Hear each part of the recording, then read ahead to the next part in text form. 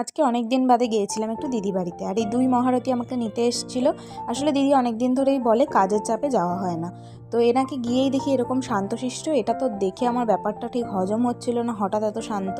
আর আমাকে দেখেই মিষ্টি হাসি। তারপরে একটু চা খেয়ে নিলাম। আর দেখো কীরকম আমার মায়ের গায়ের ওপরে শুয়ে রয়েছে, এভাবে শুয়ে শুয়ে টিভি দেখছিল।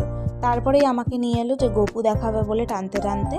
তো যাই হোক দেখলাম, দেখার পরে তারপরে একটু বাইরে গিয়েছিলাম। আর জামাইবাবু অনেকগুলো গাছ বসিয়েছিল। আর দেখো এই গাঁদা ফুলটা গাছটাতে কত ফুল হয়েছে।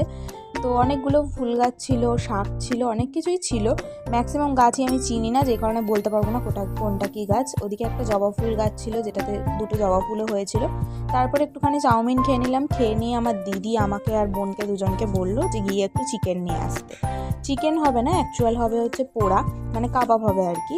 তো সেই জন্যই আর কি বেরিয়েছিলাম। আর বেরিয়ে চিকেনটা নিয়ে আমরা বাড়ি চলে এলাম। আসার পরে এই দেখো এবার এখানে এরকমভাবে হচ্ছে। দেন খেয়ে নিলাম, দারুণ ছিল।